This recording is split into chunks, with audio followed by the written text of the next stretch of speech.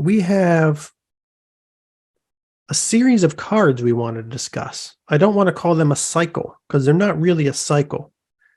I feel Yeah, like like to a be considered a cycle, semi-cycle. you have to have one of each in each color, right? Yeah, that's kind of what I would say. So I will call this a group of cards. They're all from the same set. They were all printed in Judgement. They are the Advocates. The first of the advocate cards we're going to talk about today is Spurn Mage Advocate.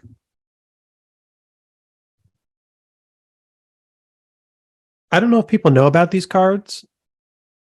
They're not great under most circumstances, but in the right circumstances, in the right deck, in the right format, they look very fun to play. And I also like the fact that they're commons and uncommons and very cheap. Mhm. So Spurn Mage Advocate is an uncommon printed in Judgement. It's been reprinted in Commander. Its casting cost is 1 white. It is a summon nomad. He's a 1/1.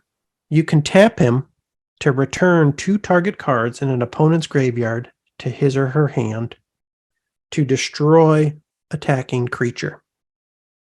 Current market price of 23 cents. Mhm. So you want to talk a little bit about Yeah, why you found these cards and what yeah. you'd be interested in doing with them? I found them actually looking for group hug commander card ideas. And there was an article that I was reading. I'm not sure if you have it handy, but it was an article called "The Top 16 Best Group Hug Cards in Commander." I'll pull that up. And it was on DraftSim.com. Sometimes one of a player may lose a critical card and end up suffering. As their benefactor, it's only natural for you to help them get their cards back. Null Mage Advocate, Pulse Mage Advocate, and Spurn Mage Advocate. Great group hug cards since you can control the board much more efficiently and choose which player you want to help. Yeah, and that's kind of they stuck out to me a little bit because that's kind of the angle I want to go with in this. Like, there's different ways to play group hug, but I kind of want to be, managing the board state a little bit, maybe like helping the player that's down, Mm-hmm. being defensive, like that sort of thing. I like the idea. I really like these cards because, one, like you said, you can use it to harm who's ever king of the hill at the moment and help who's Yeah, you can ever like shrink the power gap like yeah from two sides at once. Yeah. help out whoever is having the most trouble. But you can also use this to be like a benefactor of the person who hasn't been causing you trouble for the rest of the game. So kind of to manipulate Make people. alliances. You can also use this card in a way that you talked about using a card like Unsummon in your deck. Like if somebody comes at you hard, just as a gentle reminder, maybe you shouldn't be coming for me instead. So you can use this to like destroy their attacking creature, but at the same time, give them something back. Say, Oh okay, yes, yeah. just I a didn't even think really about like little gentle. I'm going to kill your creature, and I'm going to assume maybe you didn't mean to attack me, and I'm going to let you take 2 cards from your graveyard back to your hand. I'm going to assume that you made a mistake.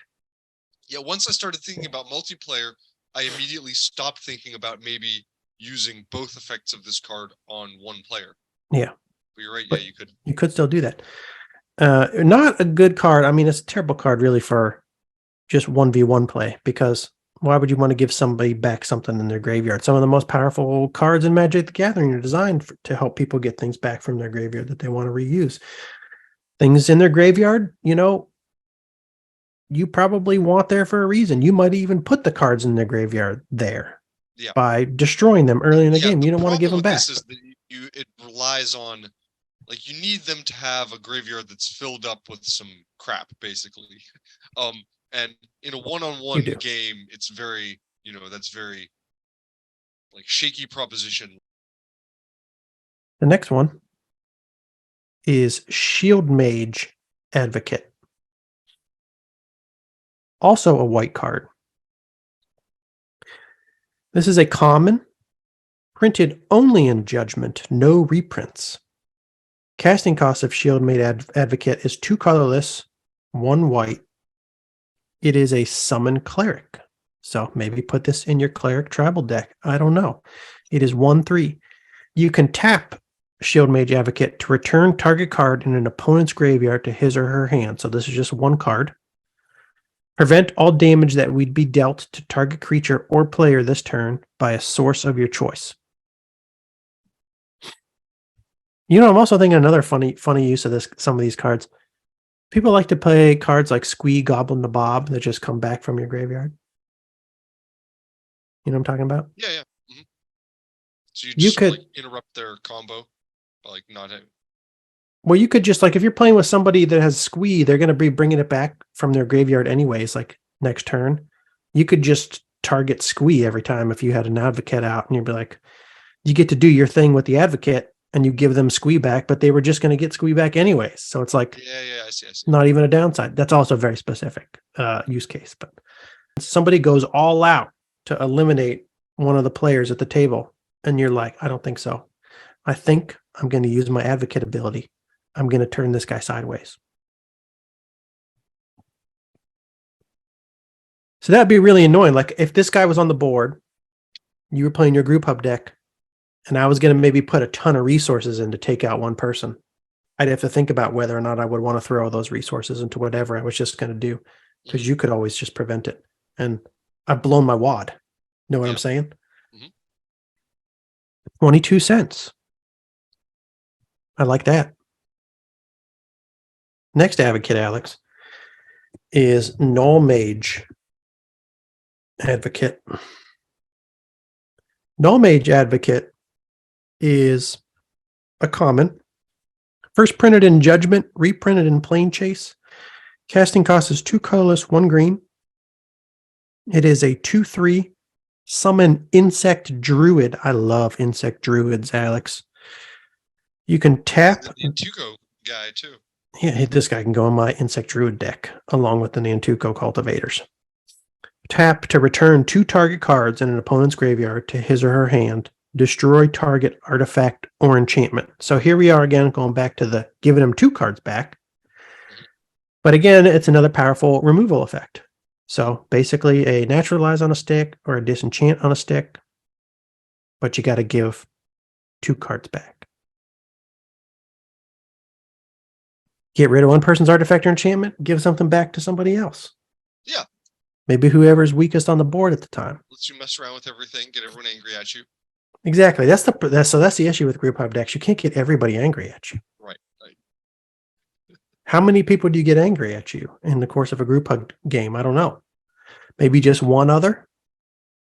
Do you just try to mess with one person? I don't think so. Not at first, at least. You can't mess with 3. No. 2 max. The next advocate. This is the 4th advocate we've talked about so far, right? Mm-hmm. Is Force Mage Advocate. Force Mage Advocate is an uncommon.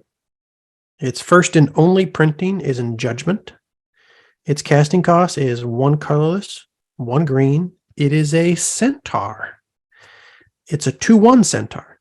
And you can tap this guy, return target card in an opponent's graveyard to his or her hand, and put a +1/+1 counter on target creature. Alex, when you and I are sitting across from each other in a 4-player EDH game and I'm playing the pump, you better be pumping my creatures with Force Mage Advocate. I knew you were going to say that. Or I'm coming for you.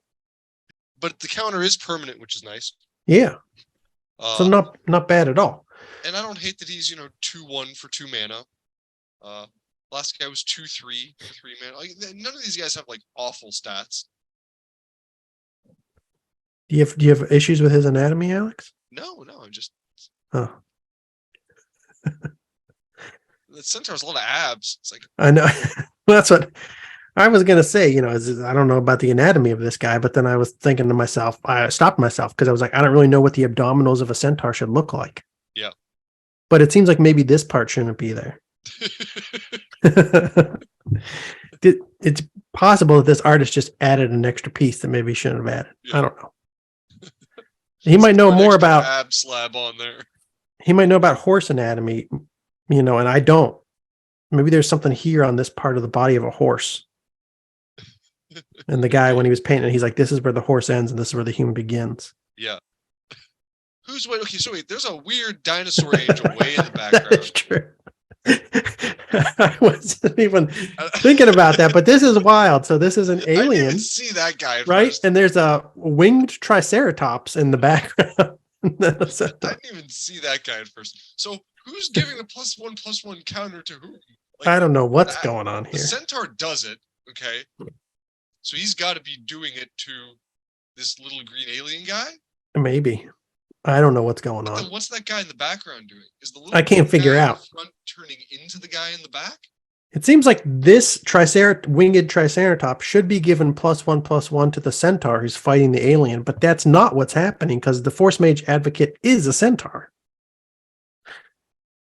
So the centaur should be back here.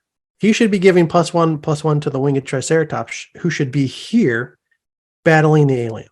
I don't know what's going on. Current market price of 20 cents. I do know that. Interesting card. I don't hate it. I don't hate any of the advocates. No. Not only in EDH play, but I don't know, maybe some fun popper play. I feel like there's some fun things that I could do with these cards. I just haven't thought about yet. They could make for some fun brewing. The fifth of the advocates, Alex. Maybe the last advocate ever printed. I don't know if they printed any advocates after Judgment. This guy is a rare. This guy is Pulse Mage Advocate. First and only printing is in Judgment. Casting costs of 2 colorless, 1 white. Summon Cleric. Again, another advocate for the Cleric deck. It's 1/3. Now this is crazy. Tap to return 3 target cards in an opponent's graveyard to his or her hand. When you do that, you can return target creature card from your graveyard to play. Pretty strong. It is pretty strong, but 3 cards is a lot to give back to your opponent. True. Not only are 3 cards a lot to give back to your opponent, you're going to have to wait that much longer to even be able to use this ability. Yeah. And then at that point, I'm kind of like, can I just use something else to return a creature card from my graveyard to play? You know, Yeah. Can I use like an Animate Dead or something? And I don't think you can. This guy. You can't in white. No, you know what I mean. No, I don't. I do know what you mean. This might be your only opportunity to ever build a white reanimator deck, Okay. a mono white reanimator deck. If you wanted to do that, this is it. This is your only opportunity. This one is $2.51. Huh. Probably just because it's a rare. Just went up this last year, though. That is weird. Anyways, No, those are the advocates. I like the advocates. I like them. They're not good. But They're not good. Just but they're kind of neat. But they're fun and they're fun. I think they're fun in multiplayer games. Kind of how I feel about Judgment. I feel like Judgment, there's a lot of cheap, sort of fun, not great cards, but I would play with some of them and try them.